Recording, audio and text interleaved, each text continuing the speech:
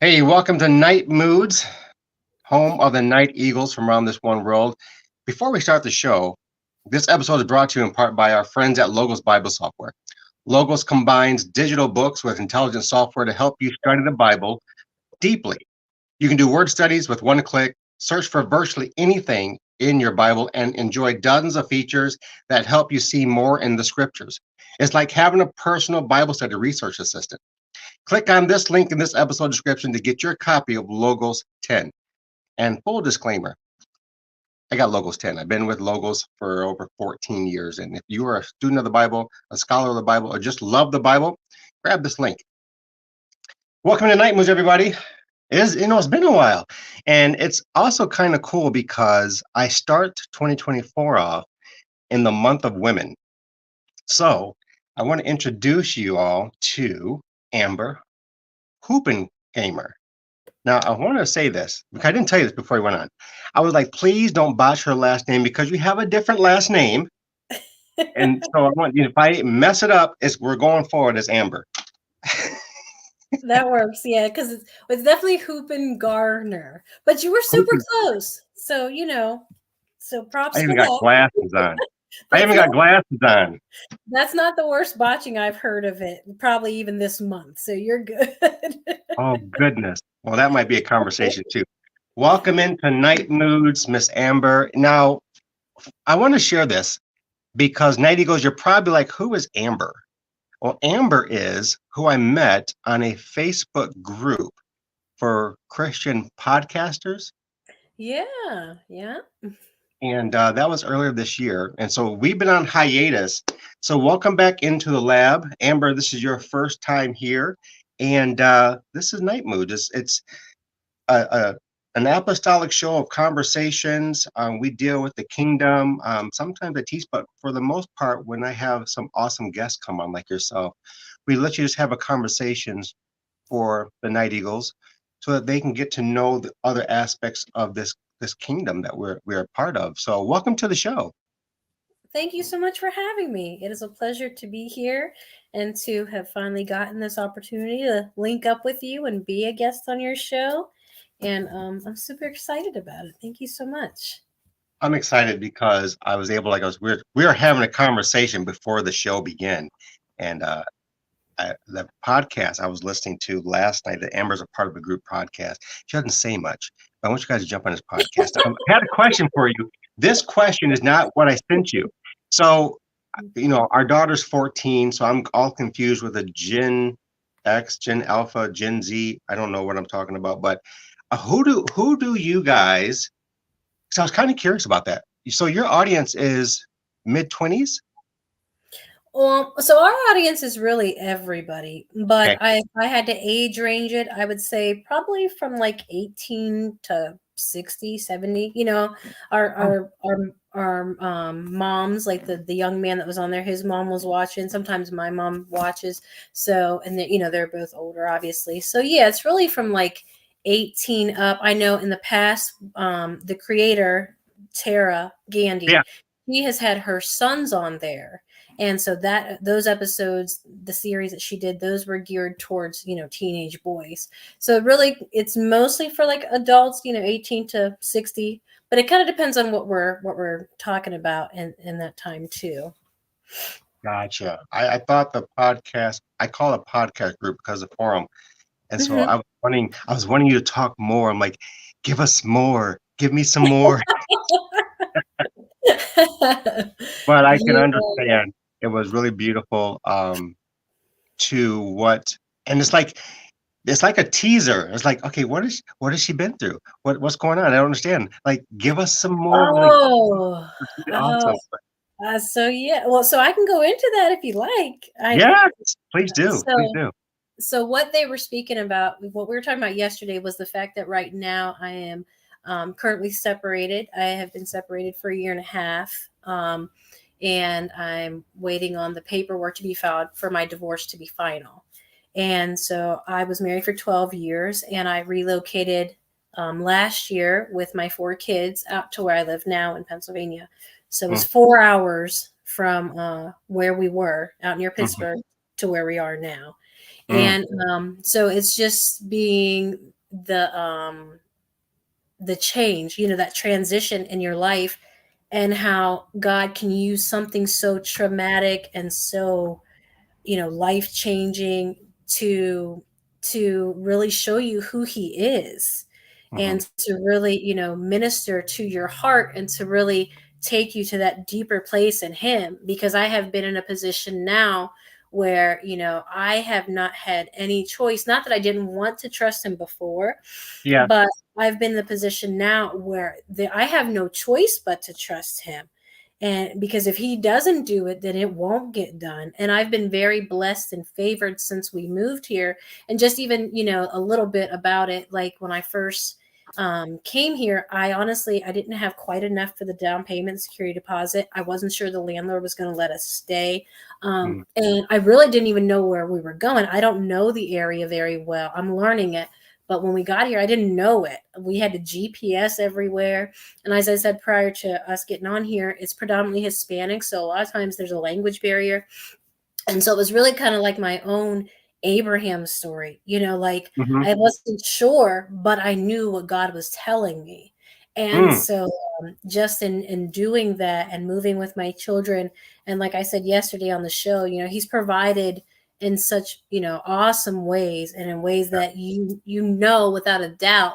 And I know he's so strategic in what he does, that if I would have left any sooner or any later, it would not have gone, and the favor would not be there the way that it is. So that's a little bit about that. And so we were just talking about, just the strength that God gives us, and the grace, to go Yeah. through those hard times, and to, because it's lonely going from being in, a 12-year marriage to being single again, and 4 kids. And, even if it wasn't the best marriage, I wasn't alone, and so Mhm. all that is just, it's just really. But again, it's amazing how it makes me think Romans 8:28. I have tattooed on my arm. Do you All really? things, yeah, I do. I got it last year. And because I just clung to that scripture, all things work together for the good of them that love the Lord and are called according to his purpose. He Yes. wastes nothing. And so that's what that they were referring to. That's Part of it's it anyway. amazing. See, well, it's amazing. I was going to say, and as I'm interrupting, I'm going to do my best not to talk over you, because that is one of the things I am going to be focused on in 2024. No worries. I'm really good about that too. Like, because it's just for me, like, I get the idea and I get so excited about what I want to say, and I don't want to forget. So I'm like, well, wait, like, and so, yeah, I So, understand. Night Eagles, you know me, we're not being rude. If we're talking over each other, we're just going to be like, okay, calm down. We got time. We got time. Uh-huh. I was going to say that 8/28 is my birthday. Oh, And so wow. I see that on the clock. You know how we see certain numbers throughout our day? That is Hmm. one that I see. And for me, the Holy Spirit always takes me to Romans.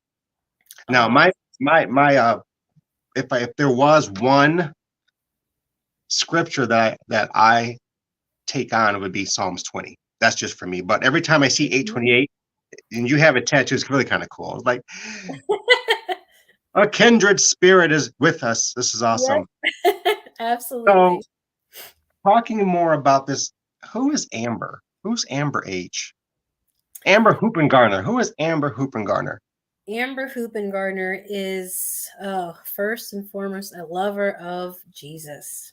Mm. Um, and that's, I try my best. I'm nowhere near perfect, but I try my best to live my life in a way that represents him, and that shows his love and his kindness. I'm always, telling my kids we are his witnesses. And some people will never read a Bible. Some people will never go to a church. How you live your life ultimately, I think, decides a lot of whether someone wants to deal with God or not. And I never want to do anything to misrepresent him, to embarrass him, to make him look like anything less than who and what he is, which is, the ultimate father, the Alpha and the Omega, beginning and the end, all the things. And so I would say at my core, that is, I'm a lover of God. And then I am an author, a prayer warrior. I don't know that I use that term so much. People have called me that, so I'm just like, okay, intercessor, whatever you want to call it. Um, Oh, that's good. yeah, That this is going to be good. You're a peaking mother, a four. Now you a have mother four of boys. four. I have four boys or three boys and a girl.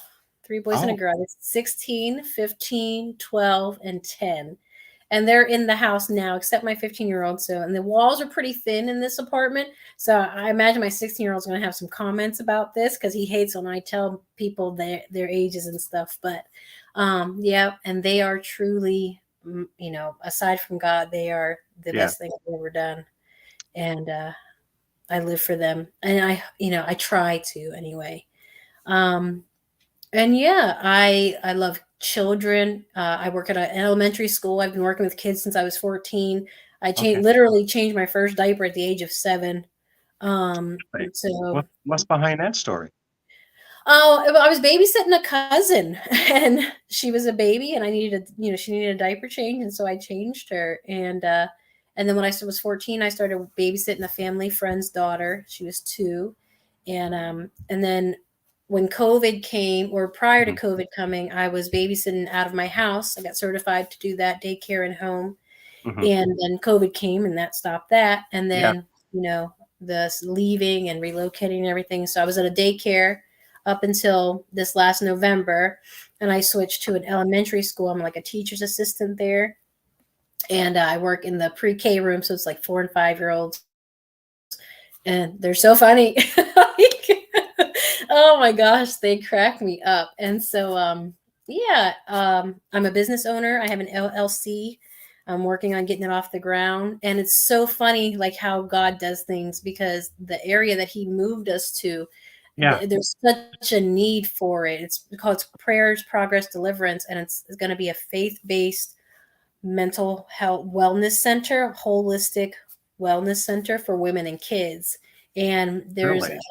there's a major population in this city of mental illness and the children need other things. So he's so strategic. So there's that.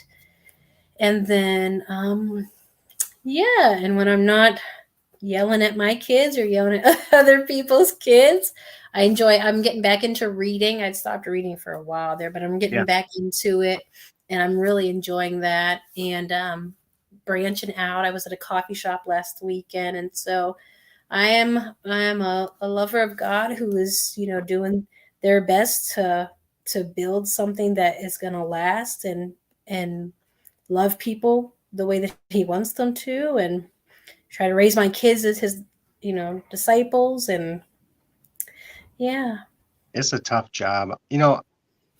I'm watching, I'm listening, and it reminds me of what you and Tara yesterday Mhm. on the show. And this hit your spot when they were talking about children, and you said something that, being a dad of 6, we have their 6, 32 all the way down to 14, but 14 to 27, we have an age, the gap of kids. So Mhm. she's the last of the Mohicans here. But when you shared yesterday, I love this that you were transparent enough as a single mom. First of all, isn't faith ridiculously funny? Living by faith, Absolutely. Yeah.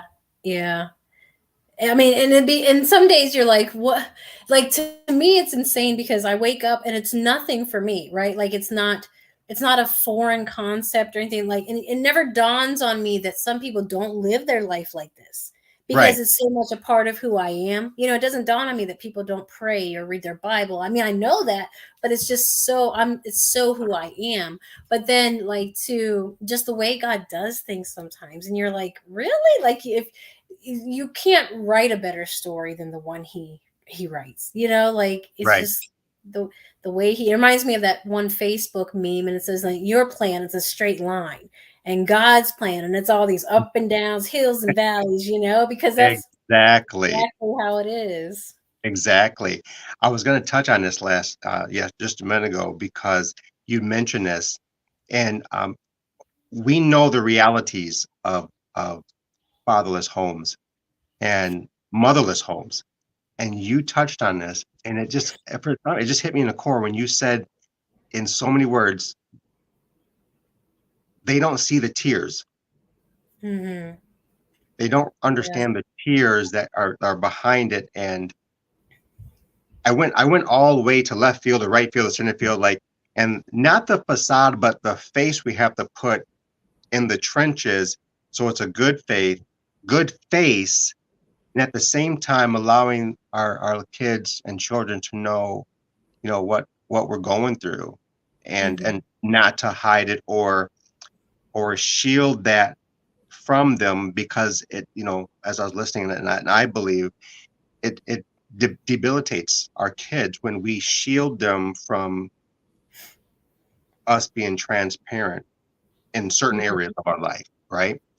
So Yeah. when you shared that, I was just like, I like these guys. This is going to be good. And so that's why I want to mention that, because your journey, for you guys listening and watching, your journey, Amber, is going to help uproot other girls and single parents. It could be guys too, right? Mm-hmm. And that leads me, how has faith is obviously huge in your life. And why is it that way? What makes what God has given you so important in times of when he's allowing for deconstruction? Like, you need the ultimate level of faith when life is being deconstructed. Because I last year, my wife, and the night eagles know, my wife walked out of the marriage. And Oh. yeah, so January 4th was my traumatic, like, this year sucks. It's terrible, right? Yeah. And I had no understanding to it. Like, it came out of left field, like a tornado just drops down on a house. Um, but praise the I'm Lord so that sorry. 4 months later, he returned her. Mm-hmm. And it was to this month, that 3 months later, and this month, at the end of this week, she came home unexpectedly. Because I'm like, Lord, I came out of a meeting Sunday. I'm like, you got till Friday, because I can't. I was a disaster. I was suicidal. I was like, I don't get it. Mm-hmm.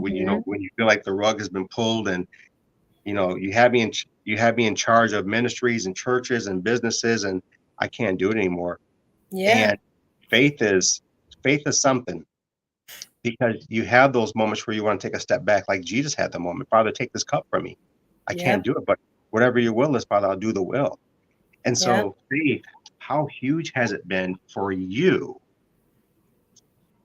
in this moment, in these It's moments? it's truly been everything. And I think about something you said when you were talking about, not wanting to do it anymore. And I remember saying that last year. I went through a season where last summer, it was the first summer my kids had left since we split, my ex and I.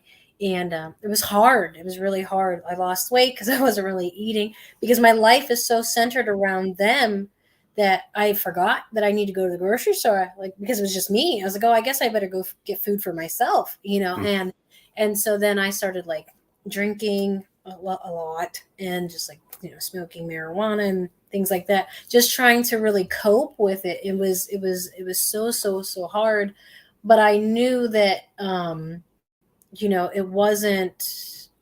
it couldn't be my life. Like, it's just not who I am. It's those have always been things that I've run back to, in when things happen, but it can't be my life. It's not who I am anymore. It just can't be. And so my faith is everything, because he is everything. I can't do life without God. I've tried, mhm, and it's not successful, and it doesn't mean anything. And at one point I remember saying, Lord, I don't want to minister anymore. I don't want, like, before I left my marriage, I was supposed to be ordained as a pastor there, as a minister in the church. And of course, I left, and that didn't happen. mhm, And I was a minister in training. And I said, God, I don't want it anymore. Like, I don't I you can keep it. And mm, he said, that doesn't work for me. That's not going to work. You don't get the privilege of saying you don't want to do it anymore. That's not how being called works. And I remember a while ago, years ago, I told a friend, she was going through a rough time, and I said, we don't get to decide how God strengthens us and grows us and takes us deeper in Him. We give Right. Him our yes. And whatever happens after that is what we signed up for. You don't get to tell God what He's going to take you through to make you the person that He needs you to be to carry out His word. You say yes, and then you walk with that and you walk with Him in that. And obviously if He shows us how it's going to happen, and He shows us these situations, like you said, that cause you to want to be suicidal, and if He Yeah. shows you the nights you're going to cry yourself to sleep, and you're going to literally cling to your blanket and pray that He wraps His arms around you, Mm-hmm. because you can't make it otherwise. If He Mm-hmm. shows you that, we're not going to sign up for that. Like, he's, Right. there's no way we're going to be like, okay, great, I'm ready. But do you, either you trust God or you don't. I say that quite often. And either you love Him and you want to serve Him, or you don't. And Mm. so, yeah, my faith, I've told my kids, and I pray that they get it. But there's nothing more important than God. There just isn't. Not for me. Mm. I co-sign that one myself. There really, I don't understand, like what you said earlier, how people don't pray, don't read the scriptures, don't study the scriptures, better more said, but just don't apply themselves to the measure of faith that they've been given. And the keyword, Mm, don't apply themselves and live life with assumptions. And it's real out here. It yeah. is extremely real. And I love that you're sharing what you're sharing, because with me sharing, and I shared on my radio show, like last year for the first, I came off the radio for the first 3 weeks. I just couldn't do it, you know. Mm. But when I came back, for me, I had to process my life on radio. Like it was like Oh. medicine for me with the music that I was playing. I'm like, I've never been one to share that depth of who I Uh-huh. am. Had I not, and had not allowed for the music to minister to me, and like what you're saying, that the nights of, for me, pacing the house, we call our chateau, Mm. pacing it and looking at the images, because when she left, she just left with a suitcase. Oh, She left wow. everything else here. And I'm like, this is crazy. Your clothes are here, you're gone, Kira's gone, and it's just me with, nothing was missing. I mean, the only thing she took was her car.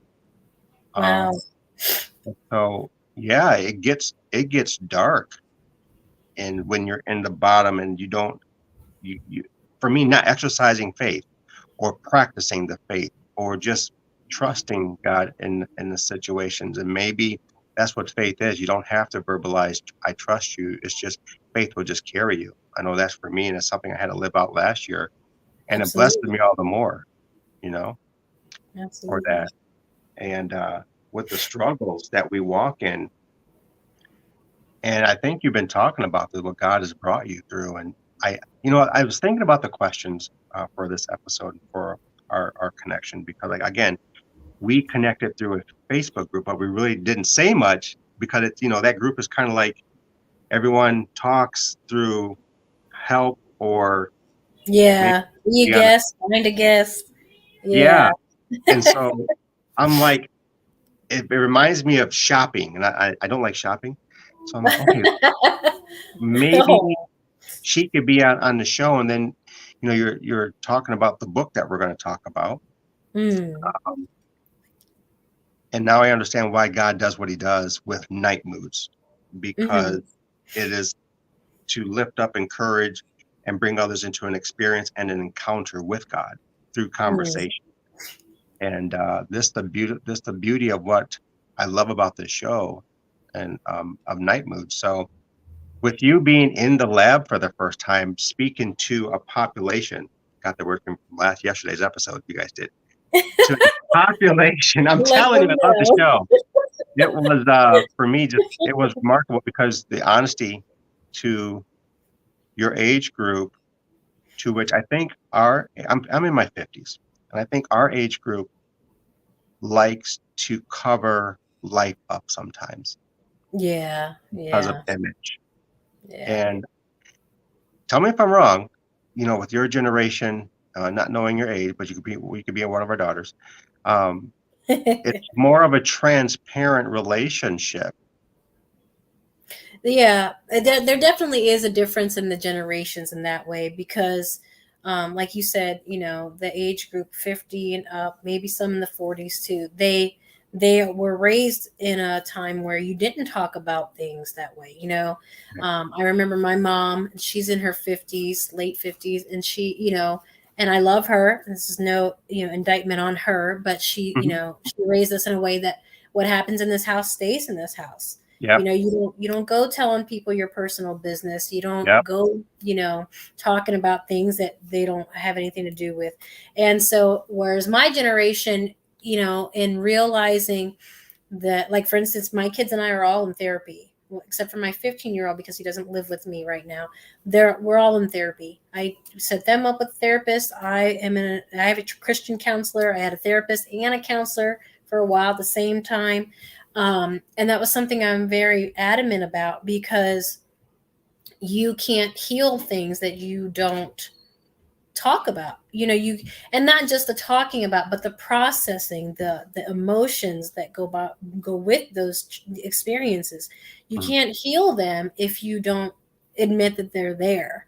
And I think that's, the older generations, they were very big on just kind of sweeping things under the rug, not stirring, especially women. Unfortunately, women have always been in more of the, spot where you didn't get to talk as Yeah. freely as some of, as the men, or their minority cultures, for example, they didn't get to express themselves as much. And so, yeah, I think we're definitely more open about our struggles, more open about our mental health and what we need. And it's so cool though because like I work, like with 4 and 5 year olds, Mhm. and I'm able to talk to them in ways that I don't remember my parents talking to me, or even a way that I may not have talked to my kids when they were little, because I was learning how to be a mom too. And when you're not taught ways to handle your emotions or handle your anger for a long time, and even now, like crying yesterday on the live, ah, like, like, and I have a friend, and he was like, "Oh, it was so great." And I was like, "I cried, and it was gross." Like, I do not, I do not like that. I don't like crying in Really. public. I don't like being vulnerable in front of people that I don't really know. Like, it's just not who I am. I've always been a Mhm. suppressor of the emotions, and Mhm. so but being able to talk with my kids, and they can tell me their emotions, they can put names to it, and they're comfortable to open up about them. Or the kids at the school, they can say, I feel frustrated, I feel this, I feel that. And being Mhm. able to teach them there's other ways to handle your emotions, and it's okay Mhm. to feel those emotions. They're not bad. It's really awesome to see it happening in the world and in the church, especially because that's a place where it was definitely not embraced. Even Right. now, still churches that do not embrace emotions and talking and therapy and things like that. So So much here. Night Eagles, I hope you're getting some throwing out nuggets. And it's because I'm married, you're a single parent going through divorce. I was literally waiting for divorce papers, got the divorce papers, now just waiting for the clock to tick down last year for the court date to go through the proceedings. well, and it's so funny. It's not funny, but I can relate to what you said because I left with my kids and we all had one bag. And Right. we got on a train, and so when we left, I didn't take anything with us. All of my stuff was still there, all their stuff was still there. So when you said that, I was like, oh wow, like it's interesting to hear the other side of that situation. Oh, it was terrible. It was, and I remember my mom, bless her heart, she's a funny Portuguese woman. Um, I remember my mother saying, "Just get rid of the stuff. Just get rid of this. If you gotta sell it, sell it." I'm like, I'm not selling what God told me not to sell. He didn't Right. tell me for divorce. So I got a question on that one. I've asked Jill the question, but for your situation, did you go back and get the clothes, the items, or no? No, so what happened was I had planned on it, and then I wasn't able to when I had planned on it. And then after that, my ex was supposed to apparently come and get the things that he wanted to keep, and he didn't. And the landlord ended up coming with a cleaning company, and they cleaned it out. Oh, So I had a fur coat that my dad sent me of my aunts who had passed away.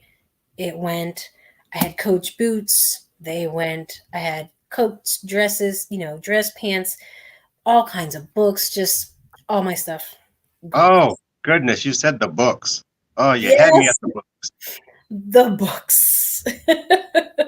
Oh, So not the that books, was of rough. all things, not the books. Heaven Oh forbid. yeah, good ones too. The Body Keeps the Score and Post Traumatic Slave Disorder, and oh, just good books. And yeah, they Ah, were. Yeah. So, ah, but God is a restorer, yeah. and so I'll get it back. Some of it, So I guess. now you're in the bounce back. Now you're in Yeah, the bounce back. I'd like to think so. I hope so.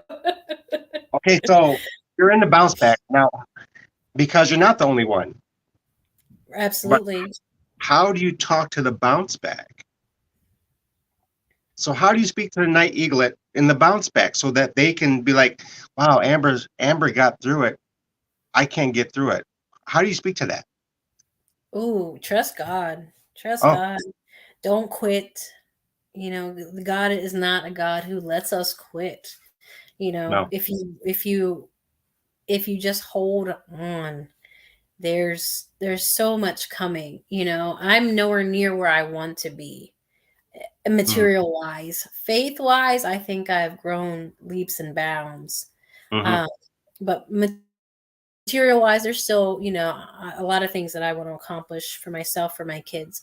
mm, But yeah, you have to hold on. You've got to cling to him, cling to the promises that he's spoken over your life.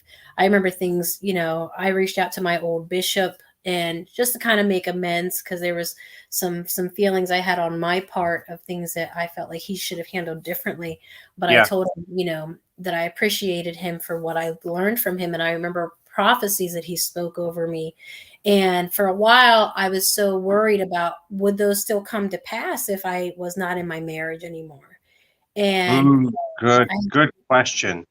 and so I had some wise counsel, and I really prayed about it. And then I remember the scripture: before you were born, I knew you. Before you were formed, I knew you. Whatever God has put on your life had nothing to do with your spouse. I mean, they definitely can add to it when Hmm that's the call, but with or without them, if you're called, you're called.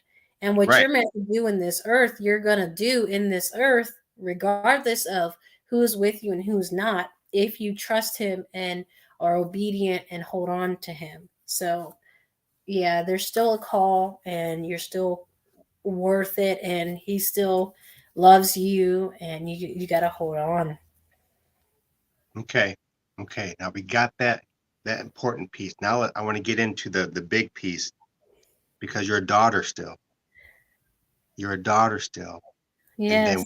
when the bounce back is that bounce back is like Mount St. Helens type of bounce back. Like I know you understand that. So Mm.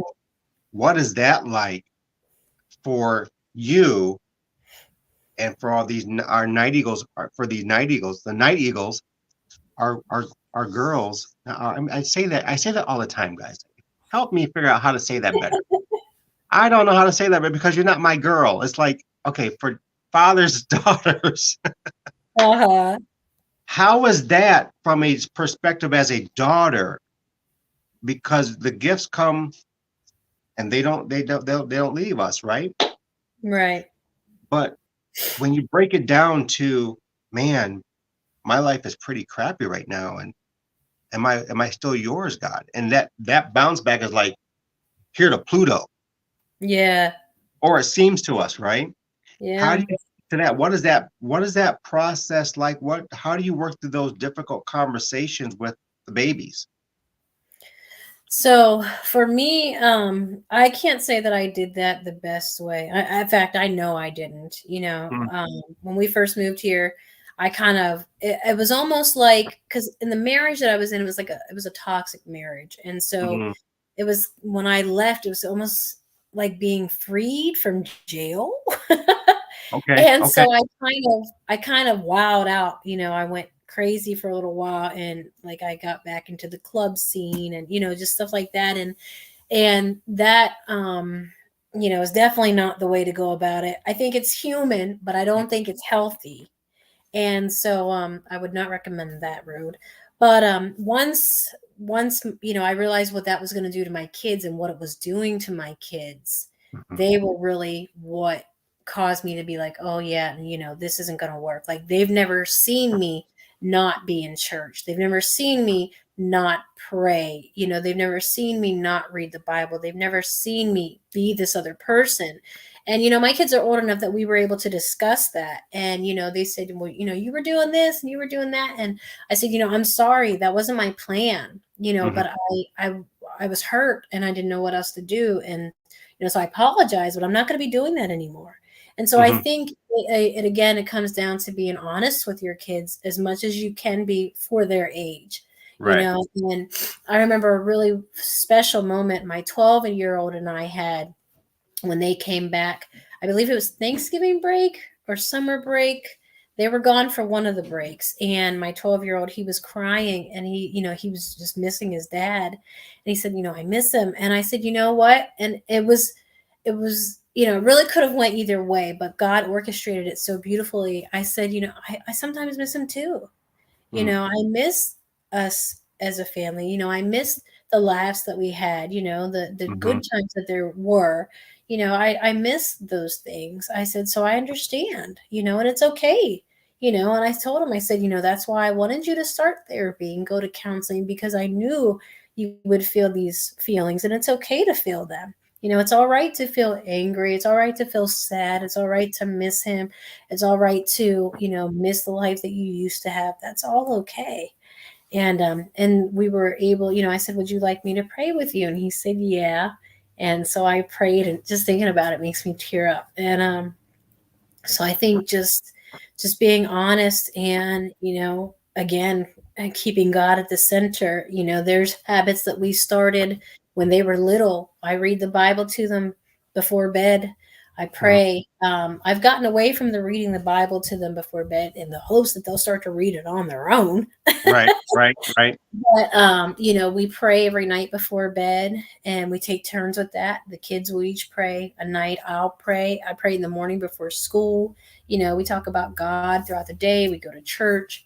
We talk about their feelings. And so really just and I can't take credit for any of that. Like I'm a researcher. I like knowledge. I like to know things. So I looked up ways to handle different situations. And my one friend Tara, she's a little bit older than me, and she's a therapist. So I'd go to her, hey, what do you think I should do about this? What do you think I should do about that? And trying to make it as humanly easy for them as possible.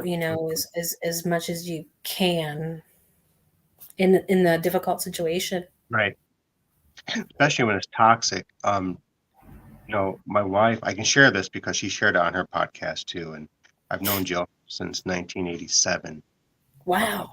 yeah, it was like we had this conversation late last night. That's why I was up till 5 o'clock this morning. So I was sitting there, to get up in this age, you kind of go down memory lane. So I've been like, why am I going down memory lane a lot? So anyway, we were talking about this, and she was we separated our ways in high school, and she jumped into a 24-year marriage that was like Mm. a murder mystery horror show wrapped Aw. with toxicity, Mm. you know. And so for her, watching her process through it, and I call them poor jokes. I'm like, hey, you're blessed now. You should have made this choice back in high school. But anyway, I digress. Going down memory lane again, but it's something being on. I call it a visitor in someone's life when you watch or listen about a life that you weren't a part of, and it's toxic. And so I'm tracking with you and knowing that you're not, unfortunately, especially in the kingdom. I hate toxicity in the kingdom, Yeah, but yeah, especially where we are to be people of the faith and not rationing love and not rationing things just for power. And I think this thing with guys with power, and I understand it happens to girls too, but from a guy standpoint,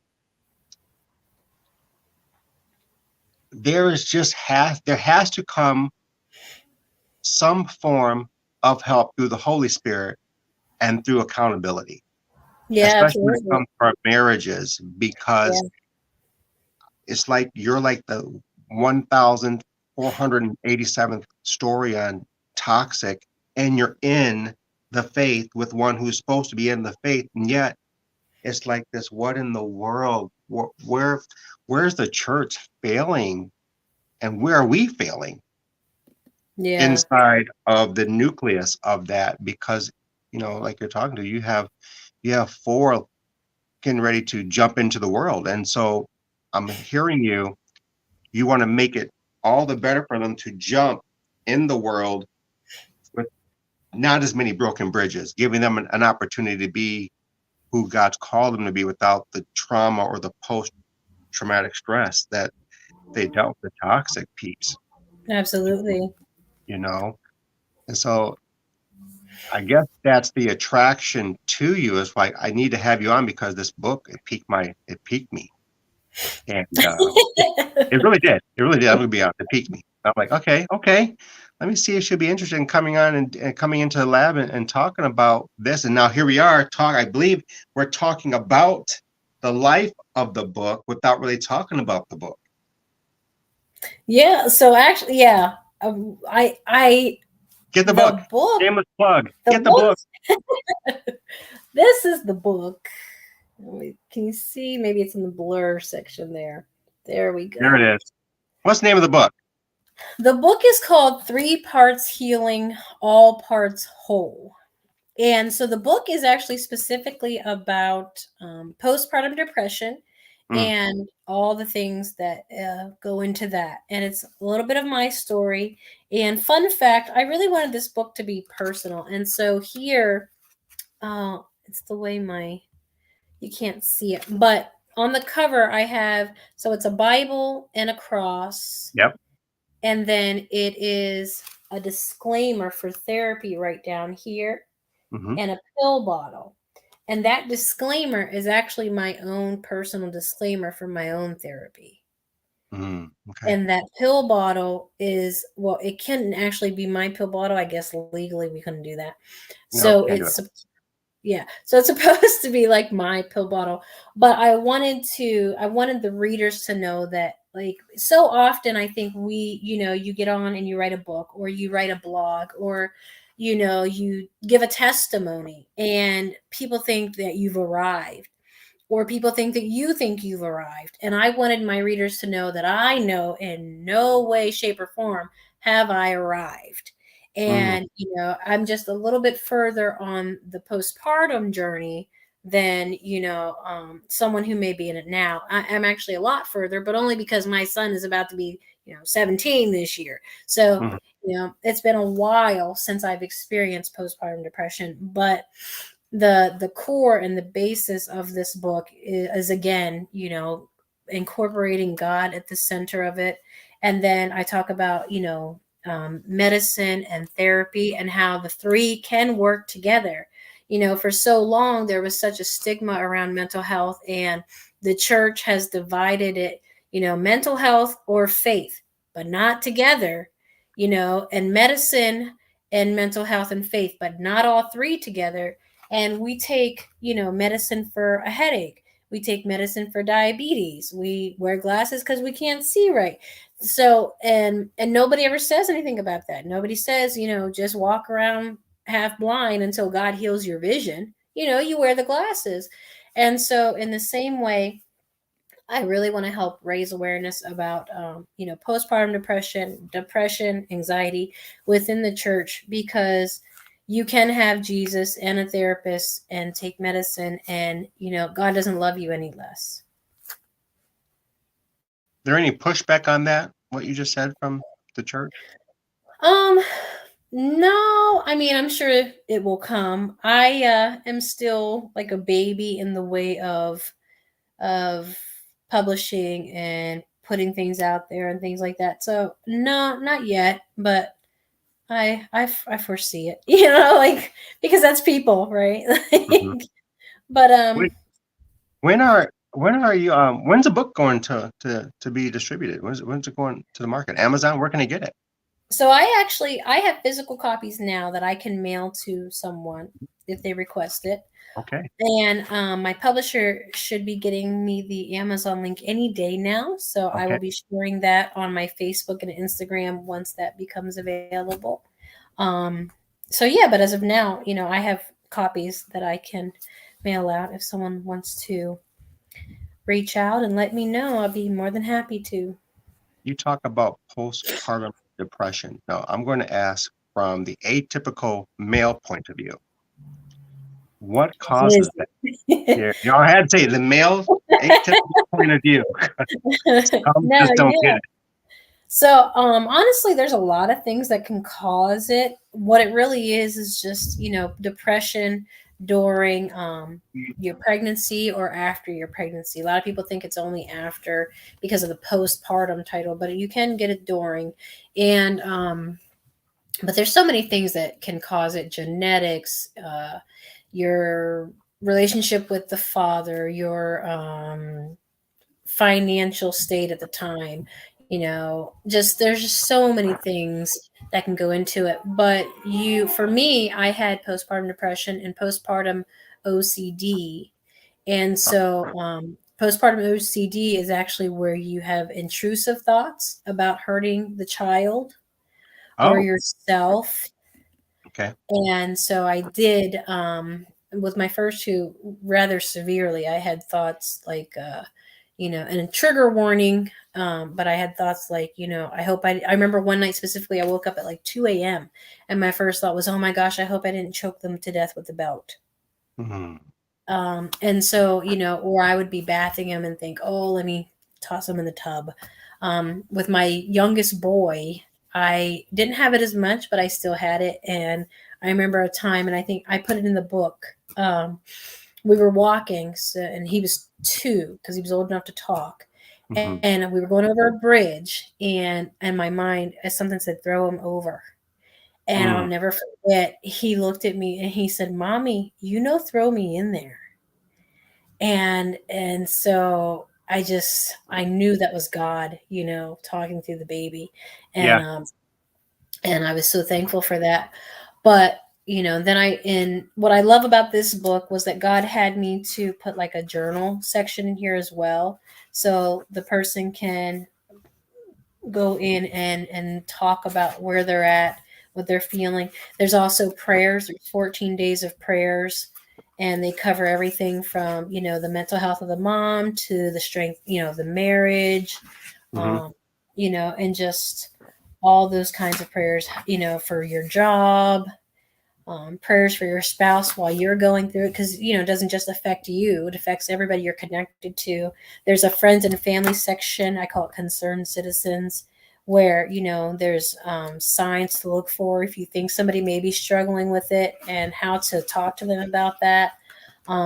There's Hey, what are some of those resources. signs, by the way? What are some of those signs you can share? If you can share a little bit, but not divulging the book, but just what are some signs if someone is listening and maybe they say, I "Oh, would I go ahead." So if you're not, if for the person going through it, if you just cannot seem to get out of the rut, if you're constantly worrying, if you're constantly checking on the baby, if you're constantly, agitated, if you just can't seem to pull yourself together after, a month, I would say at least a month. Now because there are different conditions, postpartum psychosis is very rare, but it does happen, and that is the one where a woman unfortunately usually does either commit infanticide or suicide. And so Mhm. those are different, and if it's that situation, then there needs to be help ASAP. But Right. for postpartum depression, anxiety, um, if when you start to feel like it's not the normal, when you start to realize that, and because you will, if you are a mother who wants to be a good mother and you want to take care of your child properly and nurture them and create that bond, and it's being impeded in some way, you're going to Mhm. realize that. So when you start to realize that, you start to question it, then that's the time to reach out. And if you're a family member, if they seem to be disheveled, if they're not, maybe bonding with the baby the way that you think that they would for their personality, if they come to you with, obviously thoughts of hurting themselves or the Right. child, if they start to have nightmares, if they just don't seem like themselves, if they're, talking rapidly or, not talking at all. There's so many different ways to know. I know for myself, I was very big on, and not I don't want to say big on, but one of my symptoms was hiding things. I would hide the knives, the screwdrivers, like anything I thought that I may use to hurt the child, I would Mhm. hide. Um, because, I was just so afraid of what would happen. And so just anything that seems off, kilter for that person. Mm. It sounds like this book has a lot in it that I think of a merry-go-round. Like when the merry-go-round stops, you have a piece that can speak to you. I believe what you're sharing with the book, it has that merry-go-round type of a wheel or a kaleidoscope where you have a lot of what obviously I believe I know what caused you to write the book. My own journey with the postpartum. I had Mm. postpartum. Like I said, I had it with all three of the boys that I have. My daughter, she didn't. I didn't have it with her at all. It's so funny. I always tell the boys are always like, she never gets in trouble. I said she never does anything wrong. Like from the womb, she was just chill. And so, but I think God knew that I needed Mhm. that because the first three, I love them, and of course it wasn't their fault, but Right. it was very hard with them. And again, I think for my own, in my own experience, the relationships I had with their fathers, and just I was young. I was 21 when I had my first one, 22 when I had my second one, which you think that's not too young, but when you combine that into not having a career, not knowing who you are as a person, not Right. with all the things, it's still, I was a very young 21-year-old. Right. Financially, I was nowhere near where I needed to be to have kids. And so all those things, and then genetics, my family on my dad's side, there is a lot of mental health um, issues that I didn't know about because I didn't meet him until much later in my life. But Okay. once I got to meet them and talk, especially with the women, I found out a lot of things about the mental health of the family that definitely predisposes you to those situations. So yeah, and then of course ultimately wanting to help other people, help other women Yeah. going through this, um and letting them know that they're not alone and that God is a healer. Now for me at the time, I didn't utilize medication because I wasn't raised that way. I didn't Mhm. utilize therapy because I wasn't raised that way. Now later in life, like I said, I've since I have a counselor, I take an antidepressant, and it's not because God isn't a healer, but because there's things that I am dealing with and I'm working on, going through the separation and everything. So God is the ultimate healer, but I think he definitely gives us, doctors and counselors and therapists to contribute to that healing. And so just letting someone know that, they're not any less Christian because they utilize those resources. And they're not any less of a mom because they're going through these struggles. Like that. You're not any less of a mom because you're going through struggles. And we're going to put in this episode some resources for you if you're going through some struggles in this season of your life. Amber, how can they, we're almost coming to them, but how can they reach out to you and you can connect and get them some other resources on top of what we're going to give them in the show? Oh, if they want to just find me on Facebook, it's Amber Hoopengarner. HOOPENGARNER. Or my Instagram, it's Amber Walk Hoop 36. Um, and yeah, I'd be happy to, if they want to PM me, reach out to me on there. I am in the process of rebuilding my website. And like I said, my publisher is working on my Amazon link. So once that is complete, I will definitely be putting that on there as well and sharing that information. Now we're looking towards the future. I love Yeah. this. We're looking towards the future here. What are you preparing for your future? I am preparing for greatness, I believe. I hope, I pray. So I want to really work on getting this book out there. I really believe that it is a tool from God, and I want to see it change lives. I want to see it help change lives. And I also promised my daughter I'd write a children's book. Oh, So that will be my next venture, and really diving into my writing. I've always loved writing. I started when I was in 6th grade, and it's always been one of my therapy tools, just writing, my feelings and my thoughts, and putting myself in the position of other people and kind of writing what maybe they are feeling or thinking, and encouraging. I feel like it's part of my ministry, just encouraging others through writing, letting them know that they're not alone. Especially in postpartum depression, anxiety. mhm. So yeah, I look forward to doing more podcasts, writing more books and blogs and articles. Um, Someday, when the Lord, releases me, sharing the gospel and encouraging others, and maybe a podcast someday. I don't know. Sky's the I limit don't for you. know. And honestly, the sky's the limit for you as you're going through this season of healing. This has been an awesome conversation, and we use this so much in the media space. Um, I'm glad that you came on. Thank you for accepting the invitation. I hope that Night Moves could be on the journey with you. So please consider coming back to the show. Please consider coming. Absolutely. Thank you so much for having me. I'm so thankful for the invitation. And yeah, I definitely would love to come back to the show. There's just Definitely. this peace that you speak to, and I know the assignment God has for you. I believe this. I want you to hear it from me to you. Is phenomenal. Stay the course, stay in the middle of the pathway, and reap the benefits of God's blessing as you go present, future. Amen. I received that. Absolutely. I'm excited. And like I said yesterday, I believe this year is truly different. There's Yeah, it something is. different, for his people.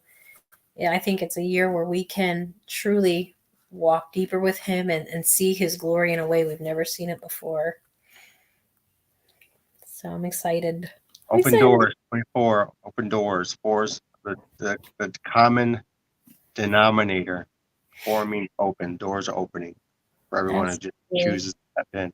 Hey, Night Eagles, I hope you enjoy this program. Now, there is a trigger warning on this episode because we talked about some very matters that would cause you to maybe consider some things. But we're going to Mhm. make sure some resources for you. Go to social media spaces. Where were we at here? Our parent company, 126 Genesis Media, has resources there for you. You can also find Amber's links in this episode where you can connect with her and get the book, please. And Amber, we want to have you back on again. I really believe that we want to be a catalyst, another catalyst of all the people that God's placing in your life to help you get to the next level. We want to be that for you. So thank you for being on the show with me tonight. Night Eagles, the lab is closing. Hate to say it, but we'd love to have you join us for the next episode. Connect with Lambert. Connect with Amber, please, because she's a gift to the world. I believe you're a gift to it. I can go on and talk about you, just raving about you, because You are one of those diamonds that Father is raising up for the end times. I believe that. I believe with all my heart. And we need you. We need what God has given to you for this generation. This is it, Night Eagles. I am going to call this one a closed door. That means you don't have to leave, but come back and join us for the next episode. I'm Michael, your host. This has been Amber. Night Moves comes to an end. Join us for the next episode coming to you next week. Until then, love yourself before you love others, and bless yourself before you bless others. That is true health to the body. Take care. Amen.